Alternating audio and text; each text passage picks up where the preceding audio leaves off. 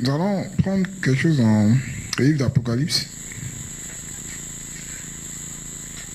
Apocalypse 1, à partir du verset 9 jusqu'au verset 20. Ça sera une longue lecture. Alors, moi Jean, qui suis aussi votre frère, et qui participe à la tribulation, au règne et à la patience de Jésus-Christ, j'étais sur l'île appelée Patmos, à cause de la parole de Dieu et du témoignage de Jésus-Christ. Je fus ravi en esprit au jour du Seigneur, et j'entendis derrière moi une voix forte, comme le son d'une trompette, qui disait, « Je suis l'alpha et l'oméga, le premier et le dernier. Écris dans un livre ce que tu vois, et envoie-le aux 7 églises qui sont en Asie, à savoir à Éphèse, à Smyrne, à Pergame, à Thyatire, à Sardes, à Philadelphie et à Laodicée. » Alors je me retournai pour voir celui dont la voix m'avait appelé, et après m'être retourné, je vis 7 chandeliers d'or.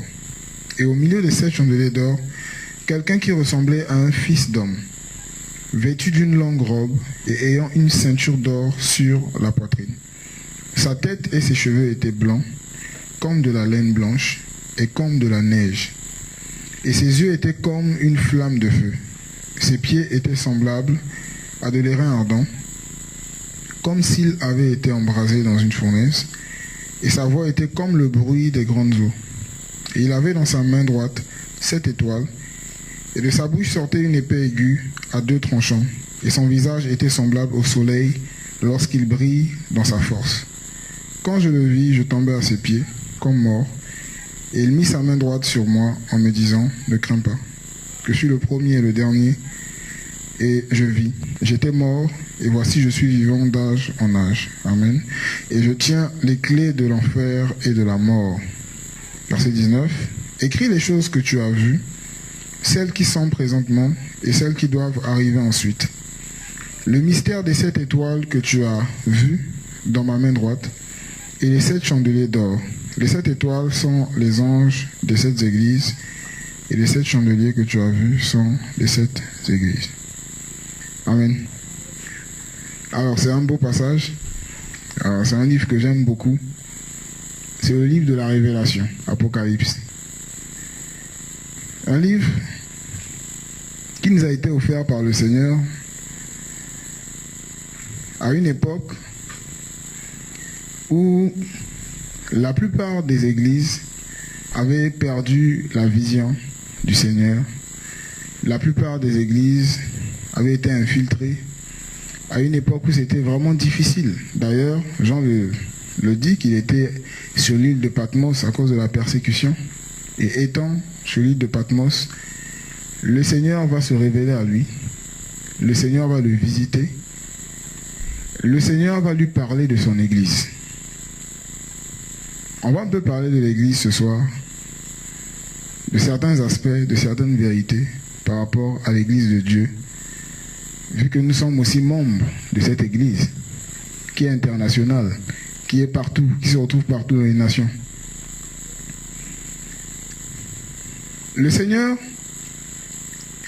va se révéler à Jean et va lui parler de l'église, de son église.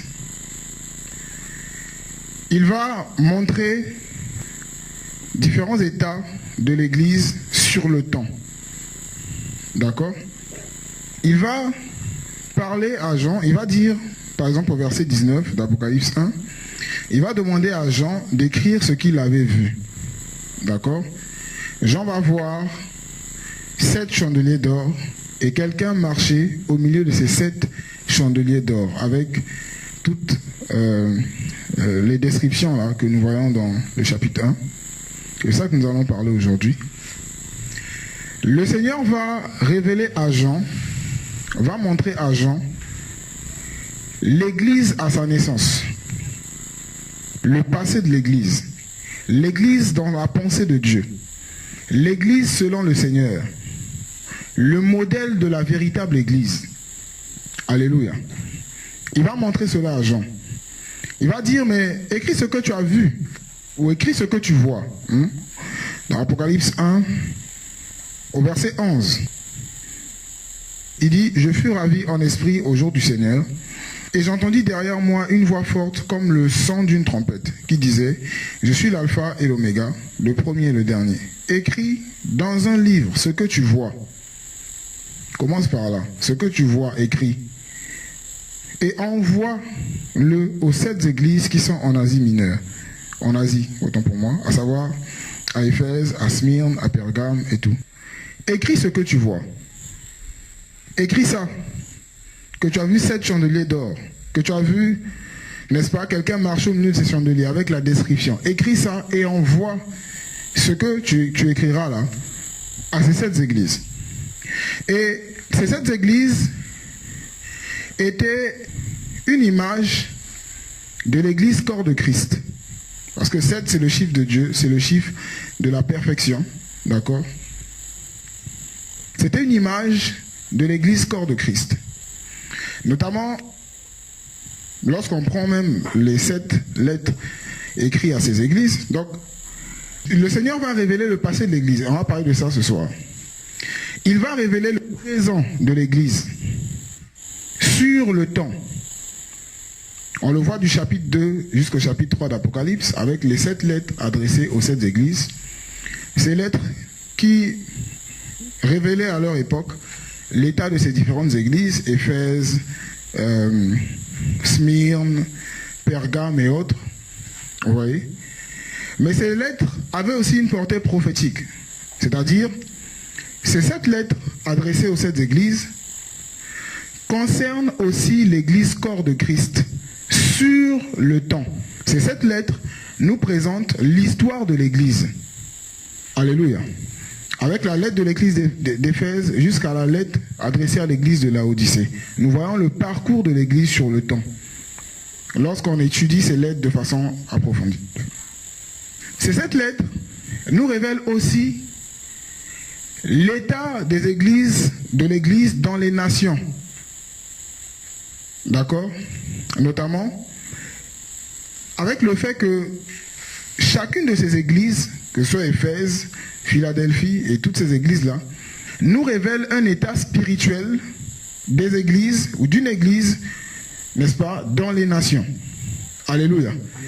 Nous révèlent l'état des enfants de Dieu, n'est-ce pas, différents états des enfants de Dieu dans les nations. Lorsque nous prenons ces 7 lettres, je vous assure, si on fait une évaluation, une analyse, on va retrouver ces différents caractères-là dans différentes églises dans les nations. Et comme on le sait, l'état qui a été révélé concernant les églises visibles dans les nations, c'est un état selon lequel il y a seulement un reste.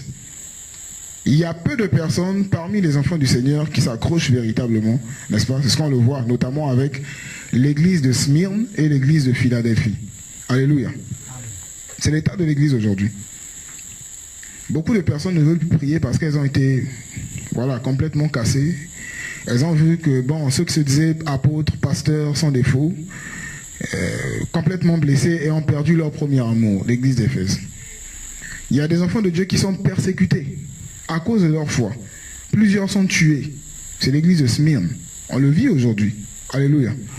Il y a des personnes qui sont influencées par la doctrine de Balaam, par l'évangile de la prospérité, n'est-ce pas, par des enseignements qui encouragent les gens au péché, à la pratique du péché sexuel. Parce que Balaam, c'est ça aussi. Il avait livré un secret pour que les enfants d'Israël soient exposés à la débauche.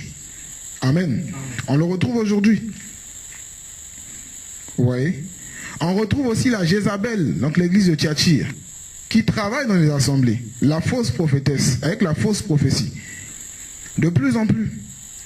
Satan envoie ses émissaires pour épater les enfants de Dieu avec des prophéties sous les numéros de téléphone, le nom, toutes sortes d'histoires. Vous voyez? Et il y a des frères, des bien-aimés, des assemblées qui avaient bien commencé et qui au bout d'un moment ont été infiltrés par la Jézabel. Nous le voyons aujourd'hui. Et ça, c'est même vraiment l'état de l'église en Côte d'Ivoire. Alléluia. Amen. Avec la Jézabel. C'est une combinaison de l'église de Thyatire et l'église de Laodicée. C'est grave, c'est un mélange terrible. Vous voyez?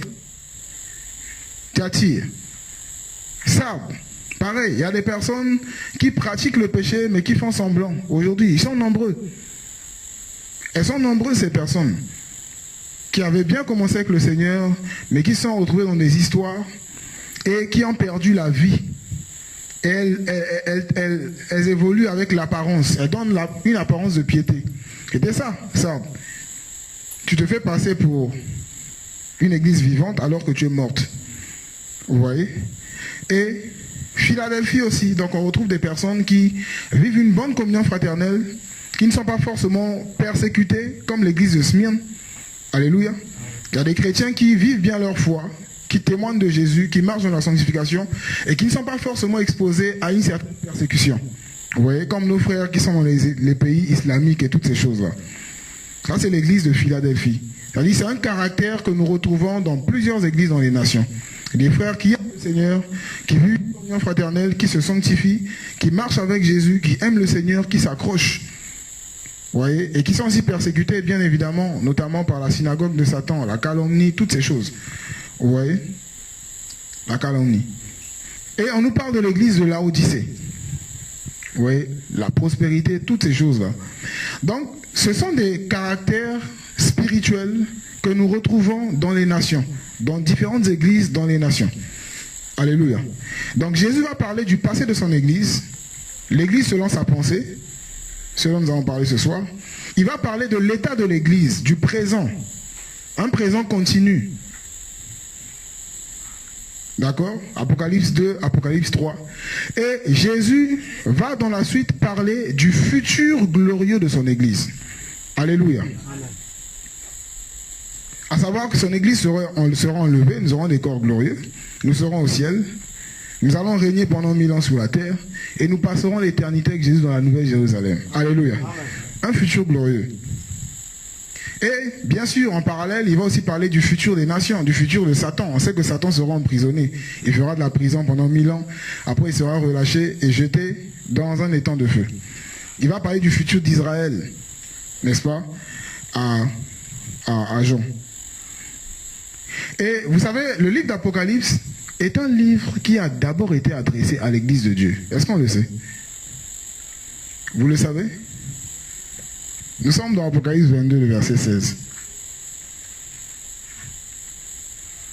Tout le monde y est? Ok. Moi, Jésus, j'ai envoyé mon ange pour vous confirmer ces choses dans les églises. Tu vas être là.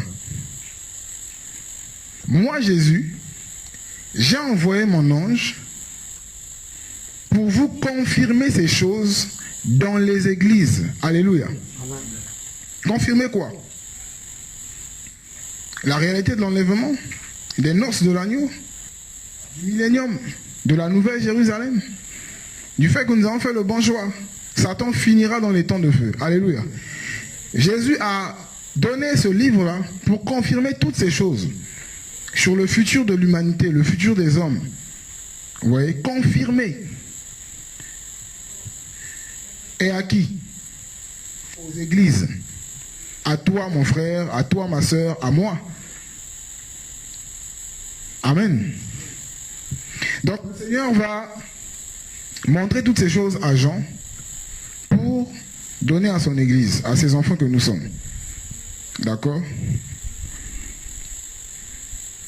Alors, le passé de l'église, l'église dans la pensée de Dieu.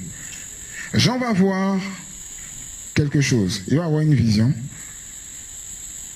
comme on l'a lu, et il va voir 7 chandeliers d'or. Au verset 20 d'Apocalypse 1, on nous informe que les 7 chandeliers, ce sont les 7 églises. Amen. Les 7 églises. L'église de Dieu. L'église corps de Christ. 7. Les 7 églises.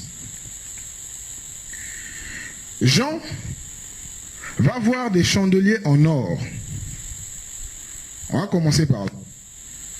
Le Seigneur va lui montrer, va lui donner une vision sur son église.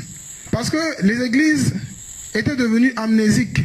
Elles ont oublié leur passé. C'est-à-dire, quelle est la pensée de Dieu pour l'église? Quand on parle de l'église, un enfant de Dieu, membre du corps de Christ, membre de l'église, quelle doit être sa vie? Qu'est-ce qui doit le caractériser? Alléluia. Plusieurs avaient oublié cela. Comme c'est le cas aujourd'hui.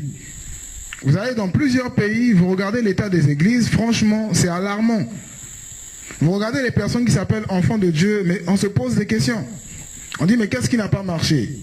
Il y a trop d'ignorance, il y a trop de démons, c'est quoi concrètement? Donc, les frères à cette époque étaient confrontés à cette réalité. Le Seigneur va donner une vision à Jean. Il va voir 7 chandeliers d'or. Et on nous dit que les chandeliers là, ça représente l'église. Bien aimé, on va commencer par là. Dans les Écritures, lorsqu'on parle de l'or, l'or symbolise plusieurs choses. Les chandeliers, l'église était caractérisée par l'or, était recouverte d'or. On est d'accord? Vous êtes avec moi, hein? Ok, on est tous d'accord. Alors, dans les Écritures, l'or nous parle de la gloire. Amen. L'or nous parle de la gloire. Lorsqu'on parle de l'or, on voit aussi la gloire. Donc, Jean va voir l'église selon la pensée de Dieu. Il va voir que l'église, selon la pensée du Seigneur, c'est une église qui est dans la gloire, qui vit la gloire, qui marche dans la gloire de Dieu. Alléluia. Qui marche dans la gloire de Dieu. La gloire de Dieu, c'est la présence du Seigneur. La présence manifestée du Seigneur. D'accord? Qui peut se manifester comme du feu, comme on le voit dans Exode, n'est-ce pas? Avec Moïse. Alors, une église dans la gloire, c'est quoi concrètement? Qu'est-ce qu'on peut comprendre de cela? Bien aimé, j'ai dit que c'est une église qui marche avec le Seigneur, qui marche avec la présence de Dieu, qui vit la gloire de Dieu. D'accord? Pour vivre la gloire de Dieu, pour constamment marcher dans la présence du Seigneur, mais il faut constamment être pur. Alléluia. Constamment être pur, constamment avoir, n'est-ce pas, la pensée de Christ avec nous. C'est ce qui nous purifie, c'est ce qui nous permet de faire le tri par rapport à toutes sortes de pensées que nous pouvons recevoir. Paul le dit dans Philippiens 4, du verset 8 au verset 9, n'est-ce pas, que tout ce qui est pur, que tout ce qui est vrai, que tout ce qui est honorable soit l'objet de vos pensées. N'est-ce pas? Je paraphrase. Et au verset 9, il dira, ce que vous avez vu de moi, en moi, entendu de moi, tout ça, pratiquez-le. Et le Dieu de paix sera avec vous. Et la gloire de Dieu sera avec vous. Alléluia. L'église, selon la pensée de Dieu, c'est une église qui marche avec la pensée de Christ. C'est une église qui fait le tri sur l'état de son cœur, sur les pensées. Ce sont des chrétiens qui font le tri sur les pensées qu'ils ont, n'est-ce pas, par rapport à la pensée de Christ. Ce sont des hommes et des femmes qui se maintiennent dans la sainteté parce que ces personnes s'attachent à la pensée de Christ. Ça, c'est l'or, la gloire. Lorsqu'on marche constamment avec la pensée de Christ, la gloire de Dieu nous accompagne. Et la gloire de Dieu, ce n'est pas d'abord ou seulement lorsqu'on parle en langue ou lorsqu'on prophétise qu'il y a la gloire de Dieu. La gloire de Dieu est palpable lorsqu'une âme marche avec la pensée de Christ. Alléluia. Là, tu es glorifié, tu es dans la gloire. Jésus revient chercher une église dans la gloire. Une église qui marche avec sa pensée. Une église qui pratique sa pensée. Alléluia. Maintenant, c'est possible qu'avec la gloire de Dieu, qu'il puisse y avoir des manifestations de l'Esprit de Dieu, parlant en langue, tout ce que vous voulez. Mais ce n'est pas d'abord cela, parce que tous ceux qui font partie de l'église glorifiée ne parlent pas en langue. Alléluia. Ils ne font pas toutes ces choses. Tout le monde ne fait pas ça. Donc, la gloire de Dieu, la présence de Dieu se manifeste, est palpable, n'est-ce pas, est expressive aussi par le fait que quelqu'un, un enfant de Dieu, une fille du Seigneur, marche avec la pensée de Christ. Là, le Dieu de paix sera toujours avec nous. La gloire de Dieu sera toujours avec nous. Donc, Jean va voir une église comme ça. Chandelier en or, la gloire. En fait, si vous voulez, Jean va voir l'église qui sera en le et chandelier en or, dans la gloire. Des hommes et des femmes qui marchent avec la pensée de Christ. Des personnes qui s'évaluent. Des personnes qui, n'est-ce pas, s'efforcent à toujours garder la pensée de Christ, à toujours avoir des pensées pures. Des personnes qui se repentent lorsqu'il le faut, quand il le faut.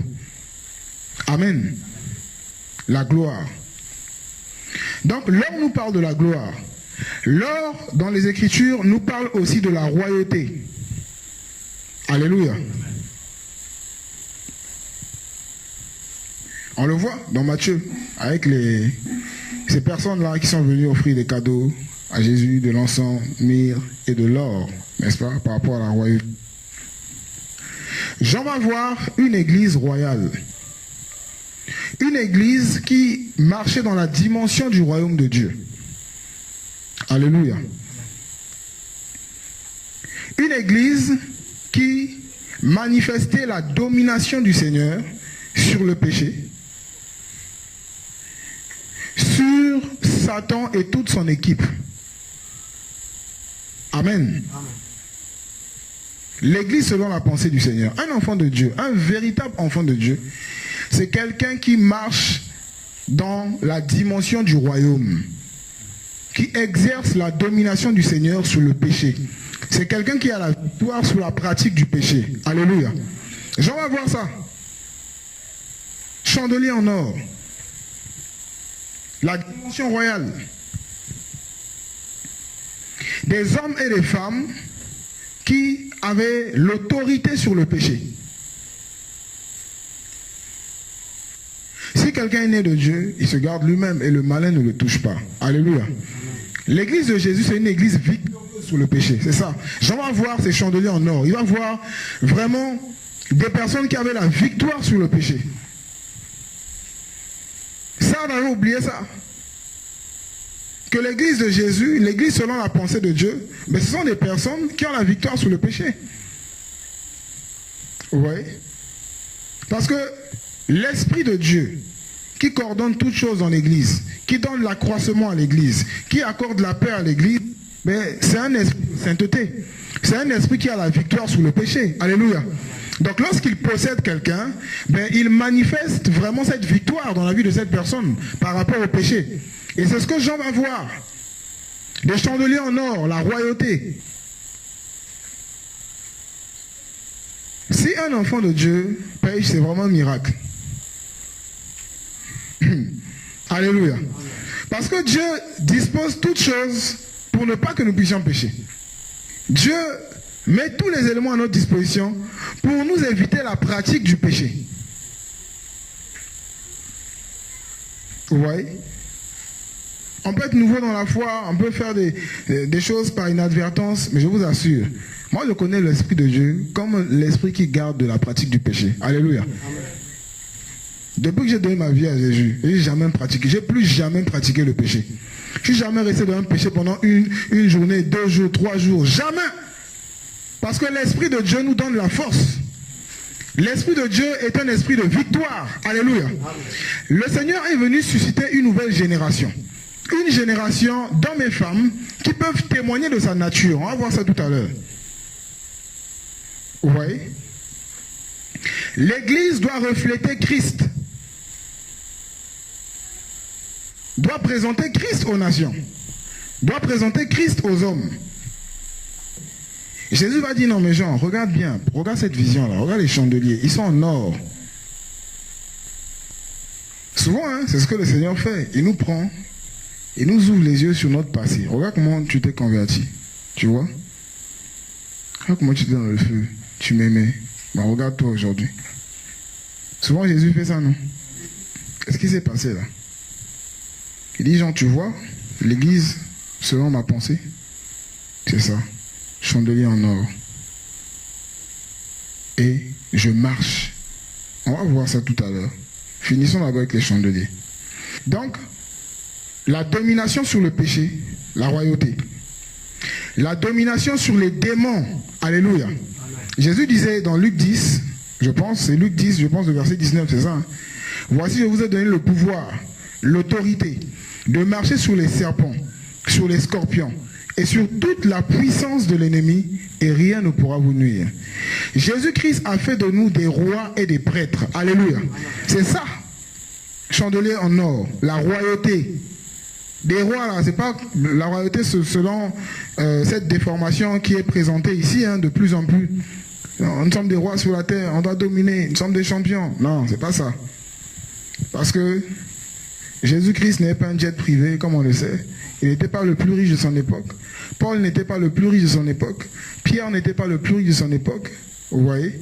Donc, si la royauté c'était ça, franchement, c'est que Paul n'a pas manifesté la royauté. Hein. Vous voyez? Selon le Seigneur. Vous voyez? La domination sur les démons. Aujourd'hui, on retrouve une catégorie de chrétiens dans les nations qui exaltent les... Je suis attaqué. Oh, attaque. Oh, attaque. Oh, attaque. Toujours attaqué. Et on donne l'impression vraiment que les démons sont trop puissants. Il sait les Écritures, vous n'allez pas voir Paul parler comme ça, à dire des choses, de telles choses. Non. Oh, attaque, je suis attaqué. Oh, les démons, oh, les démons. Oh, les démons sont terribles. Oh, les démons. Waouh. C'est quelle église ça? C'est quel genre d'église? Un enfant de Dieu a la domination sur les démons. Alléluia. Voilà, à la conversion, le Saint-Esprit vient. Si tu avais des démons, il chasse tous les démons.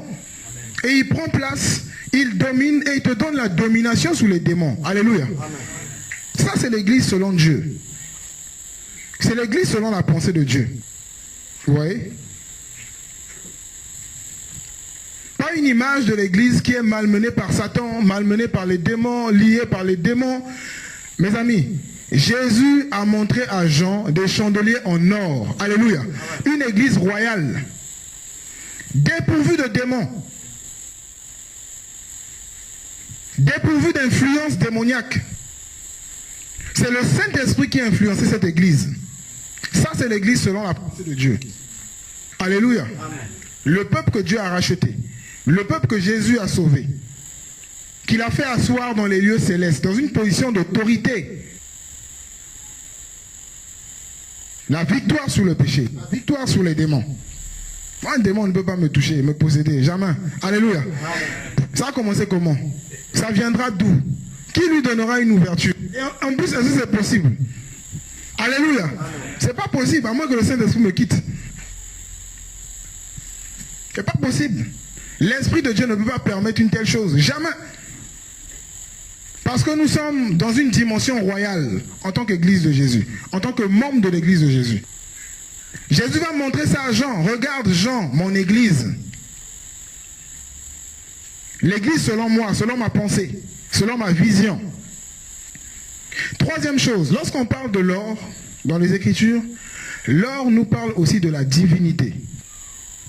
Amen. La divinité. Jean va voir une église qui était participante de la nature divine. 2 Pierre chapitre 1. Ça va, on est là? Amen. Ok, nous parlons de l'église. Hein? De l'église de Dieu. 2 Pierre. 2 Pierre chapitre 1. Verset 3 au verset 4. 2 Pierre 1, 3, 4, la Bible dit: puisque sa divine puissance nous a donné tout ce qui appartient à la vie et à la piété, par la connaissance de celui qui nous a appelés par sa gloire et par sa vertu, par lesquelles nous sont données les grandes et précieuses promesses, afin que par elles vous soyez faits participants de la nature divine, en fuyant la corruption qui règne dans le monde par la convoitise. Ah, ouais. Une église participante de la nature divine. Alors, ça se caractérise par quoi? Par le fait de fuir toute forme de corruption. Alléluia. La nature divine. Une église qui manifeste la nature de Dieu. Des hommes et des femmes qui manifestent le caractère de Dieu, la sainteté, le fruit du Saint-Esprit. La vie de Jésus. Lorsqu'on se donne à Christ, lorsqu'on est greffé au corps de Christ, c'est pour vivre toutes ces choses-là. La gloire, la présence de Dieu nous accompagne. La domination, l'autorité du royaume de Dieu nous accompagne. La nature du Seigneur est palpable.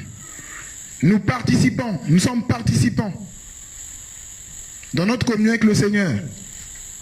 Dieu nous communique sa nature. Dieu nous communique sa vie. Amen. Jean va voir ça, les 7 chandeliers d'or. Mais ça ne s'arrête pas là. On va prendre le passage. Apocalypse 1, verset 12, il dit « Alors je me tournai pour voir celui dont la voix m'avait parlé, et après m'être retourné, je vis 7 chandeliers d'or. » On a parlé des 7 chandeliers d'or. Donc l'église, corps de Christ, l'église, selon la pensée de Dieu, l'église qui sera enlevée. D'accord? On a vu un peu les chandeliers d'or là, ce que ça signifie. L'or par rapport à la gloire, l'or par rapport à la royauté, l'or par rapport à la divinité. Et on nous dit, au verset 13, « Et au milieu des 7 chandeliers d'or, quelqu'un qui ressemblait à un fils d'homme, vêtu d'une longue robe, et ayant une ceinture d'or sur la poitrine. Sa tête et ses cheveux étaient blancs, comme de la laine blanche, comme de la neige. Et ses yeux étaient comme une flamme de feu. Ses pieds, on donne toute la description.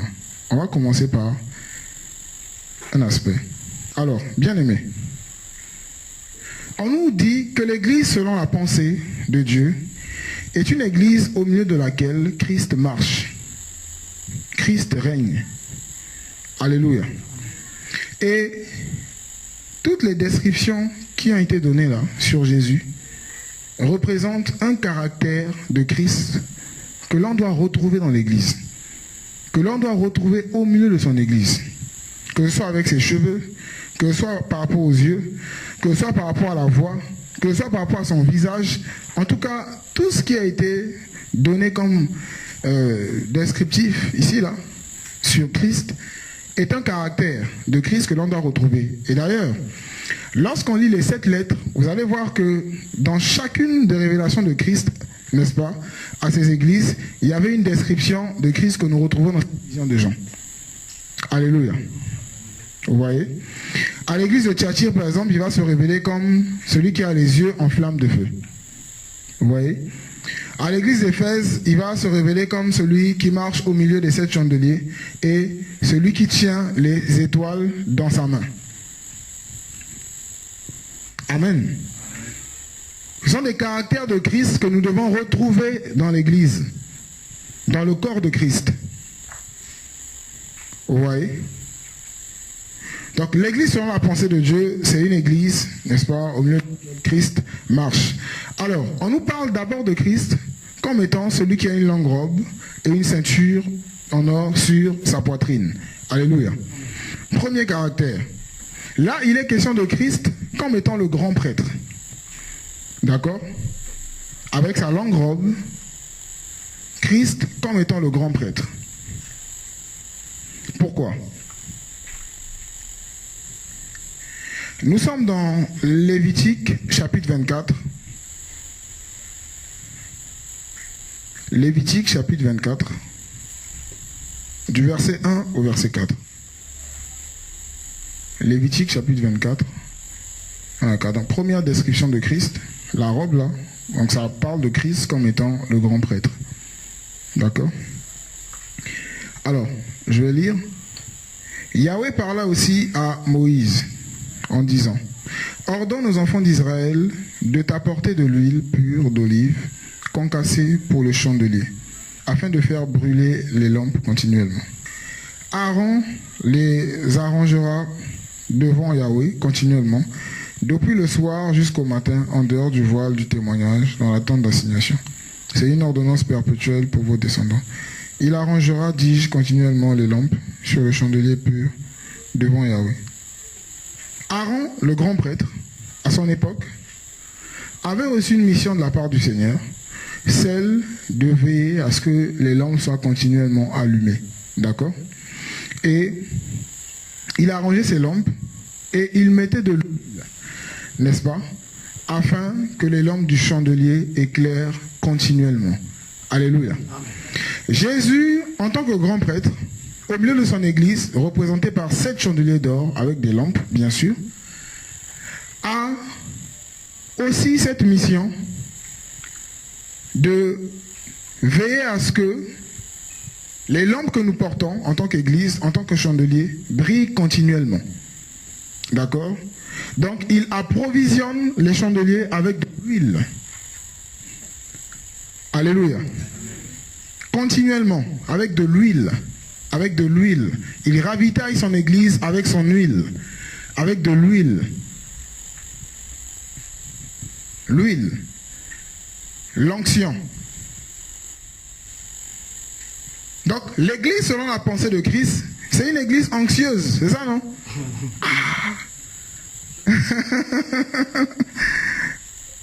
Anxieuse. Il y a l'onction. La présence du Seigneur. La présence de l'Esprit de Dieu. Pour qu'il y ait un éclairage continuel. Pour que nous puissions continuellement éclairer. Jésus, qui marche au milieu de son église, vers cela. Il est prêt à le faire. Alléluia. Il est notre grand prêtre. Nous sommes ses chandeliers. Et il nous alimente avec l'huile en tant que grand prêtre. L'huile pour que ça brille, pour qu'il y ait de la lumière. Et bien sûr, cette lumière-là, c'est l'image des bonnes œuvres. Jésus le dira dans Matthieu 5, verset 16, si je ne me trompe pas, qu'on va prendre.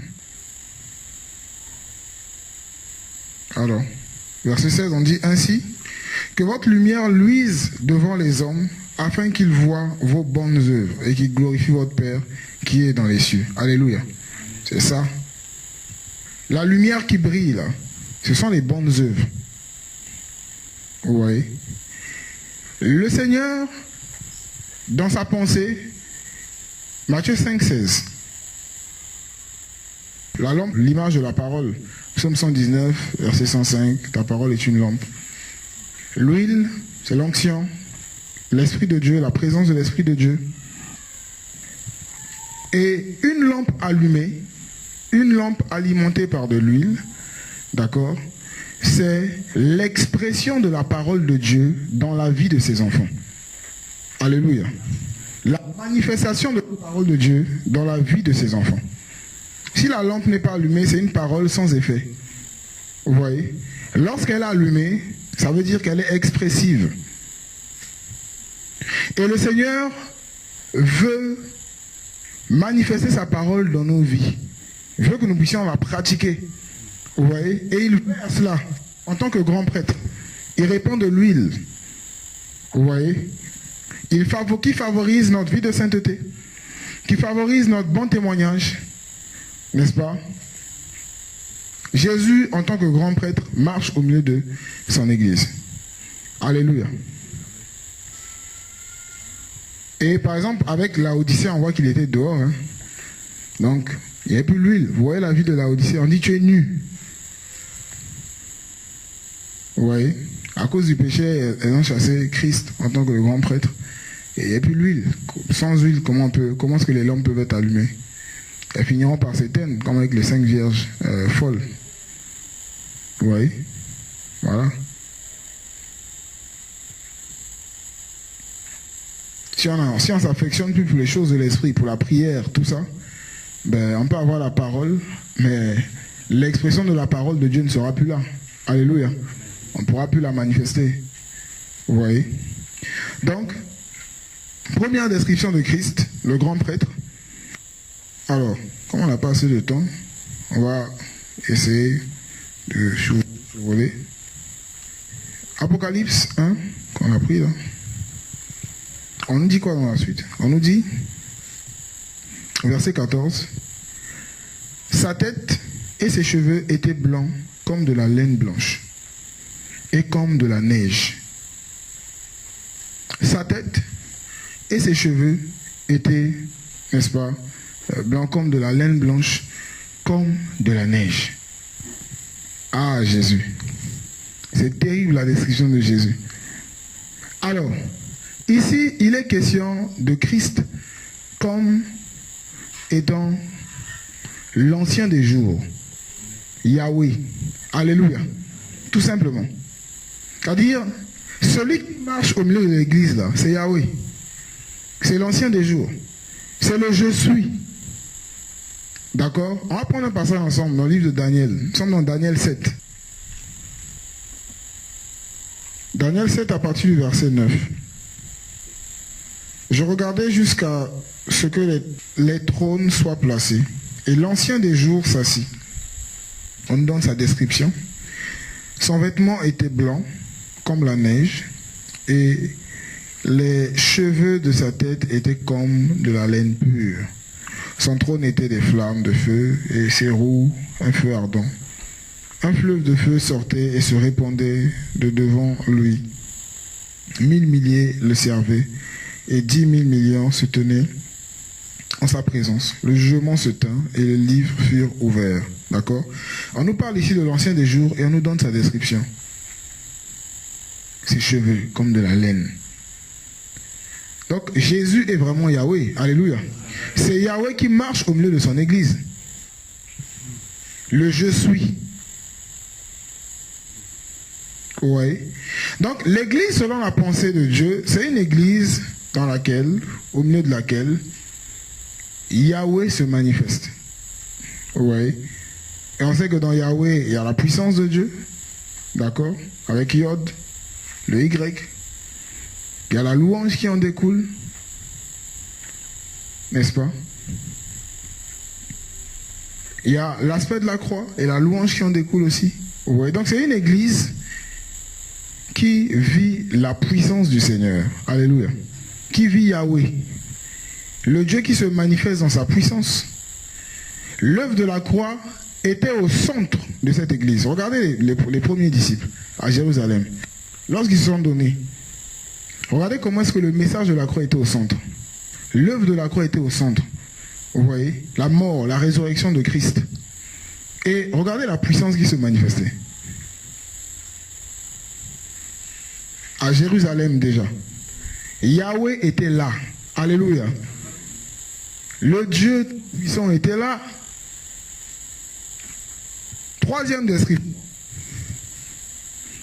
Ça vous intéresse un peu là? Alléluia. Alors, nous parlons de l'église selon la pensée du Seigneur. Ça peut permettre à chacun de s'évaluer. Hein. Est-ce que tu es, je veux dire, tu fais partie des chandeliers d'or? Est-ce que l'or est en partage? Amen. Est-ce que l'or est en partage? Est-ce que tu es une église glorieuse? Est-ce que Dieu marche avec toi? Est-ce que la présence de Dieu est avec toi? Est-ce que la royauté, l'excellence selon Dieu, n'est-ce pas, qui se manifeste par la domination sous le péché, sous les démons, est en partage? Est-ce que tu es participant de la nature divine? Est-ce que le grand prêtre alimente le chandelier que tu es avec de l'huile? Est-ce que la parole de Dieu s'exprime dans ta vie? Est-ce que Yahweh marche avec toi? Alléluia. On nous dit, au verset 14 toujours, on nous parle de ses cheveux, et on nous dit, dans la suite, et ses yeux étaient comme une flamme de feu. Ses yeux étaient comme une flamme de feu. Ses yeux étaient comme une flamme de feu.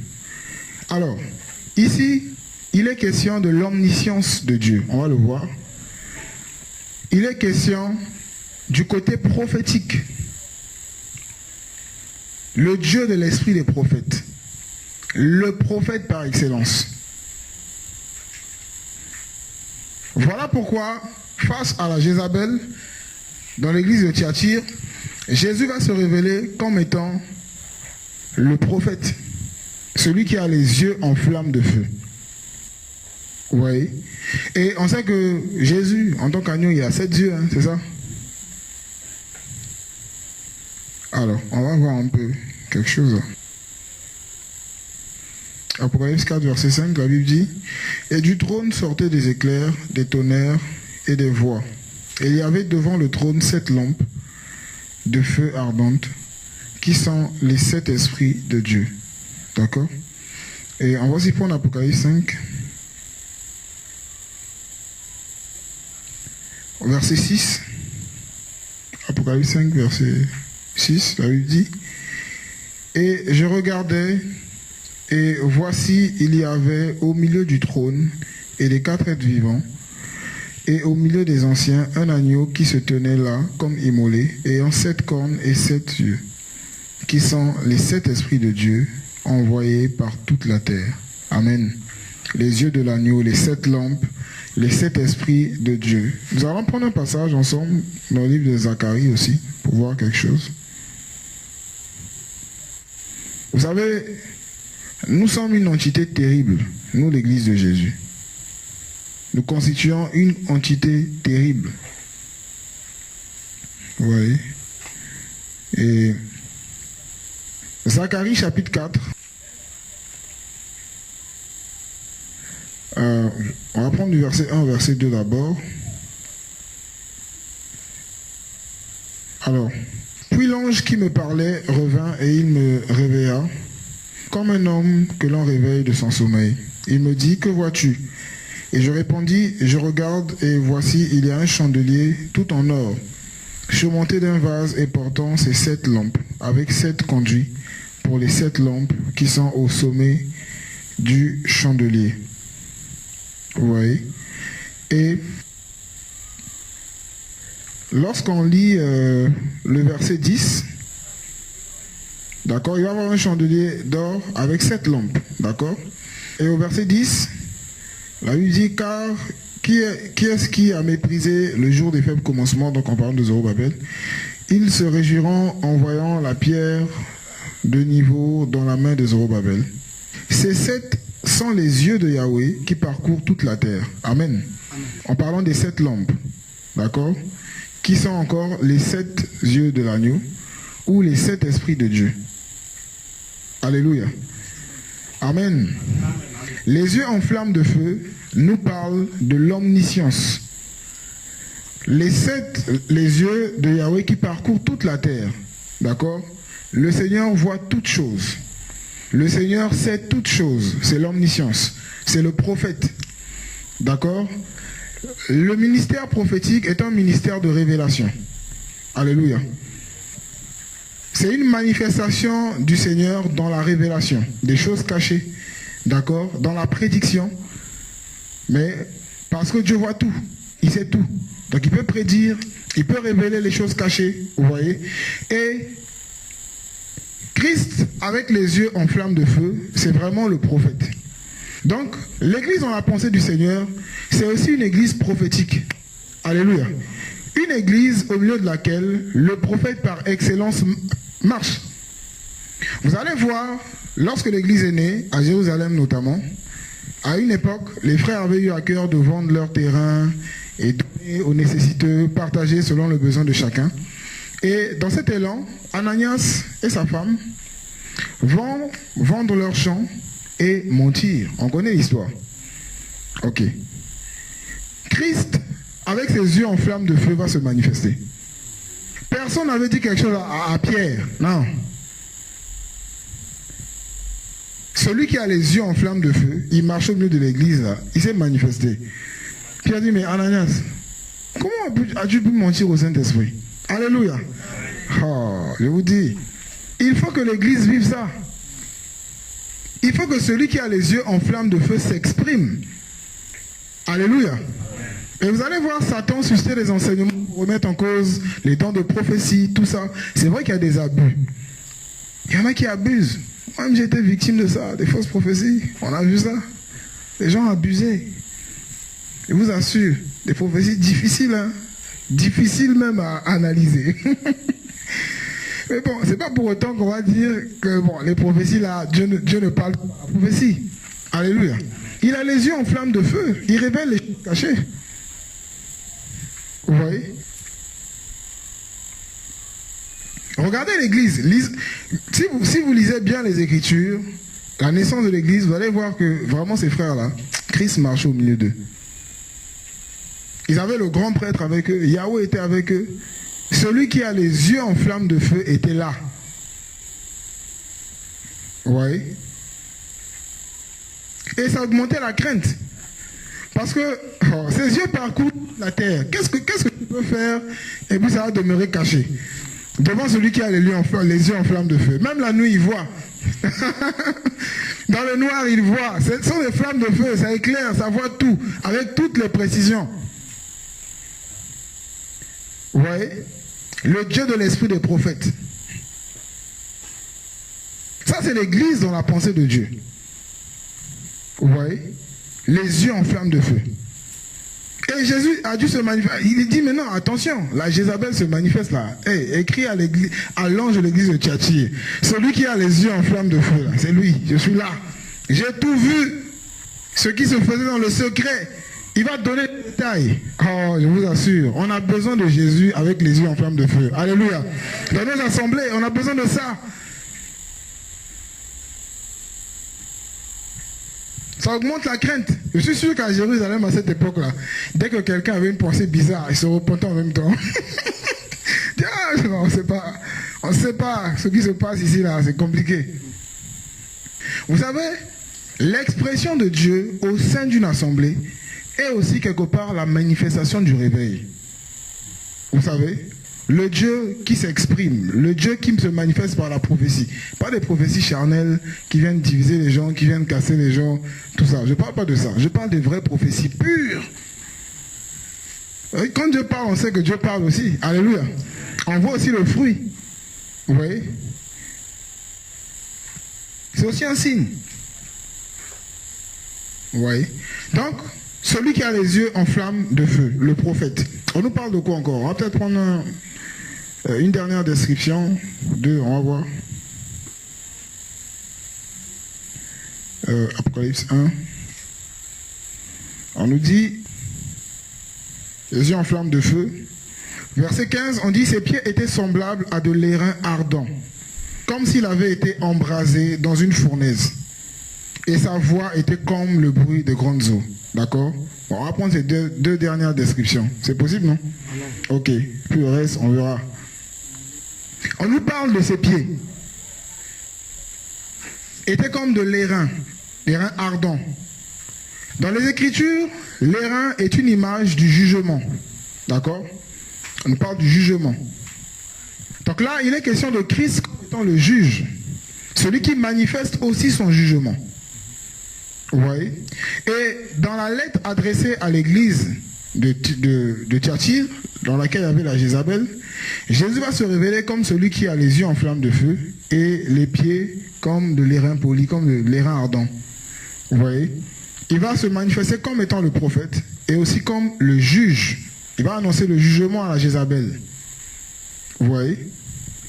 Et vous allez voir qu'en général, ça va ensemble. Ces deux descriptions de Christ là. Le prophète et le juge. Vous voyez qu'Ananias, il est exposé, le jugement tombe. Sa femme vient, pareil, elle ment. Exposé, le jugement tombe. Nous sommes à une époque où le Dieu qui juge est rare. Et vous allez voir, les gens se permettent de faire tout et n'importe quoi. Des personnes qui se permettent de ne pas sanctifier le nom du Seigneur. Tu pratiques le péché, mais tu veux servir Dieu. Parce que les gens ne te voient pas. Tu te mets à exercer quand même. Tu connais ta vie, mais tu continues à le faire. Tu vois aucun jugement, tu n'as même pas la crainte, tu continues à le faire. Oh. Il y a de tout dans nos églises aujourd'hui. Mais à la base, à l'origine, au commencement de l'église, le Dieu qui juge était là. Vous voyez, tout ça là, ce sont les descriptions des caractères attachés à celui qui marche au milieu des chandeliers. Hein. Ouais, il y avait tout ça. Il y avait aussi le jugement de Dieu. Il y a des personnes qui tombent malades, ne savent pas pourquoi. Parfois c'est le jugement de Dieu, des personnes qui pratiquent le péché et veulent faire les choses de Dieu et se rattrapent des maladies. Je vous dis, le Dieu qui juge là, il continue à juger. Et quand il juge comme ça, je vous assure, il y a une histoire qui me fait souvent mal. Quand je vois l'histoire des Philistins qui vont prendre l'arche de Dieu et le jugement de Dieu va s'abattre. Tout le monde. On dit, se fait entendre de grands cris. Le Seigneur a un peu pitié. Quand c'est comme ça, on peut intercéder, rien. Dieu dit, la personne doit se repentir. On va t'imposer les mains, rien. La maladie est là. Oui. Le Dieu qui juge. Et ce sont des caractères de Christ qui emmènent la crainte de Yahweh dans les assemblées. Oui. Les yeux en flamme de feu, les pieds comme de l'airain ardent. Le jugement. Le Dieu qui juge. Regardez tout le bazar qu'il y a dans les églises aujourd'hui. Dans la plupart de nos églises, les gens se permettent de faire trop de choses. Comme si Dieu c'est notre ami. Hein, les choses de Dieu, ils mentent au nom de Dieu. Vous voyez, des personnes qui se permettent de calomnier au nom de Dieu, de faire des choses au nom de Dieu. Vous voyez, il n'y a plus la crainte. Et je vous dis la vérité. Lorsqu'il y a des personnes qui se sanctifient, qui vivent l'église selon le Seigneur, le Dieu qui juge est là. Et souvent il agit. Alléluia. Il n'a pas changé. Il agit. Pas parce qu'il est méchant, mais parce qu'il est juste. Son jugement là va de pair avec sa justice. Vous voyez les Corinthiens, Paul dit, mais vous ne vous examinez même pas. Voilà pourquoi il y a parmi vous des malades. Vous voyez? Ouais. Vous prenez le repas du Seigneur, vous pensez que c'est un repas comme ça, vous vous permettez de vivre comme vous voulez et vous venez... Non. Le Dieu qui juge est là. Les Corinthiens ont expérimenté Christ en tant que le juge, en tant que celui qui juge. Vous voyez? Le Dieu qui juge. Et on nous parle aussi, donc on dit, on va prendre ce dernier caractère là. Donc je pense que c'est la voix. C'est ça, hein? On dit ses pieds étaient semblables à de l'airain ardent, comme s'il avait été embrasé dans une fournaise, donc le jugement. Et sa voix était comme le bruit des grandes eaux. Sa voix était comme le bruit des grandes eaux. D'accord? Sa voix était comme le bruit des grandes eaux. Lorsqu'on lit Ézéchiel, le chapitre 1, je pense au verset 24 ou 26, on nous décrit aussi la voix de Dieu, la voix de Yahweh, semblable au bruit de grandes eaux. Alléluia. Ézéchiel 1, 24 ou 26, je ne me trompe pas. Alors, ça nous parle de quoi? Ça nous parle de la toute-puissance de Dieu. D'accord? Nous allons prendre un passage dans le psaume 29, à partir du verset 1. On va s'arrêter par ce point. Psaume chapitre 29, à partir du verset 1. La voix de Dieu, sa toute-puissance. On nous dit, toute-puissance, suprématie, tout ce que vous voulez. On a à partir du verset 1. Alors, on dit, psaume de David, fils de Dieu, rendez à Yahweh la gloire et la force. Rendez à Yahweh la gloire due à son nom. Prosternez-vous devant Yahweh avec des ornements sacrés. La voix de Yahweh est sur les eaux. Le Dieu de gloire fait tonner. Yahweh est sur les grandes eaux. La voix de Yahweh est forte. La voix de Yahweh est majestueuse. La voix de Yahweh brise les cèdres.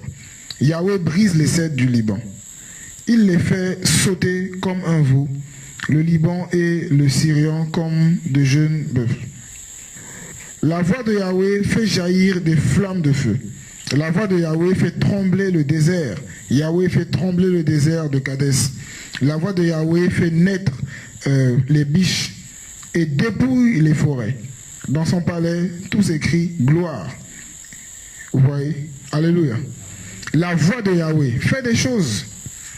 Vous voyez? Ça nous révèle en fait la toute-puissance de Dieu, la voix de Yahweh. Dieu a tout fait par sa voix. Alléluia. Amen. La toute-puissance de Dieu. Le tout-puissant. Celui devant qui rien n'est impossible. Vous voyez? Bien-aimé, voici un peu ce que Jean a pu voir par la grâce de Dieu concernant l'Église selon la pensée de Dieu, la véritable Église. On parle beaucoup d'Église, l'Église de Jésus, l'Église de Dieu, dans les actes, l'Église, tout ça. Mais voici la description.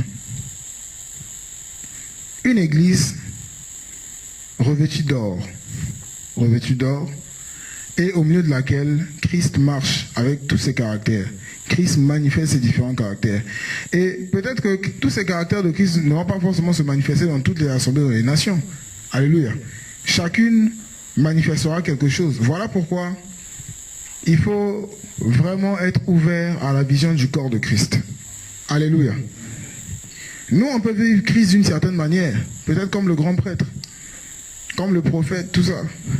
D'autres peuvent le vivre comme celui qui a une voix, n'est-ce pas, comme les grandes eaux, vous voyez.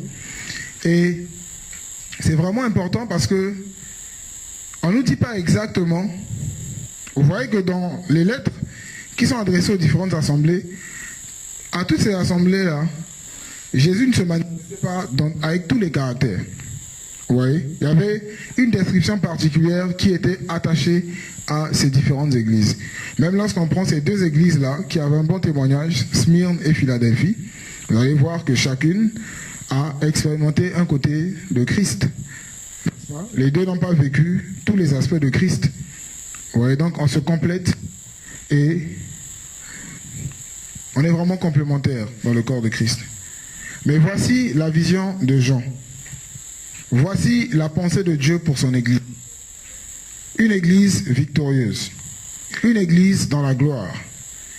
Une Église qui manifeste le comportement de notre Seigneur. Une Église qui a la victoire sur le péché, qui a la victoire sur les démons. Une Église au milieu de laquelle le Seigneur glorifié marche. Amen. Comme je le disais, c'était pour ramener les uns et les autres à leur bon sens. Vous voyez? À une évaluation. Voici la norme. Voici la pensée de Dieu pour son Église. Où es-tu par rapport à ça? À quel niveau es-tu? Est-ce que ta vie est conforme à cette pensée de Christ pour son Église? Et lorsque chacune de ces assemblées ont été évaluées, il n'y en a eu que 2. Bon, à Abidjan, ici, c'est comment? Voici la description. Peuple de Dieu en Côte d'Ivoire, à Abidjan. Où en es-tu? Moi-même aussi. Chacun n'a qu'à s'évaluer ce soir. Alléluia. Où en sommes-nous par rapport à ça? Est-ce que Dieu marche réellement avec nous? Est-ce qu'on fait le tri par rapport à nos pensées? Est-ce que nous avons constamment des pensées pures? Est-ce que la gloire de Dieu est notre partage? Est-ce que nous avons la victoire sur le péché, constamment, sur les démons, sur les œuvres des démons? Alléluia. Chacun, c'est une invitation. On va prier ensemble par rapport à tout ça. On va se revoir devant le Seigneur. Parce que nous voulons être enlevés, nous voulons être une église selon la pensée de Dieu. Amen. Chacun va prier Dieu. Moi aussi, je vais prier le Seigneur. Chacun va prier par rapport à ce qu'il a compris, de tout ce qui a été dit. On a tous vu que vraiment c'était une époque où la plupart des églises s'étaient retrouvées hors de la pensée de Dieu. Et avait vraiment un reste. Vous voyez? Et le Seigneur va donner une vision. Il va dire, mais montre ça, écris ça, et on voit ça, ce que tu as vu là. Cette vision des 7 chandeliers et de celui qui marche au milieu là, on voit ça aux églises. Ils n'ont qu'à voir. Ils n'ont qu'à avoir une vision claire sur ma pensée pour mon église. Quand je parle église là, ce projet caché, n'est-ce pas? Ce projet qui était un mystère à l'époque, que j'ai révélé, n'est-ce pas? Que j'ai moi-même réalisé, que j'ai implémenté. J'ai donné des éclairages à mes apôtres pour qu'ils donnent beaucoup de détails sur ce projet qui est l'église, n'est-ce pas? Concrètement, voici la pensée, voici le modèle. Voici ce qu'il en est de mon église. Vous voyez? Et nous allons ensemble prier le Seigneur. On peut se lever, hein? Pour ceux qui peuvent, hein? On va se lever. On va ensemble prier le Seigneur. Ensemble prier le Seigneur par rapport à tout ça.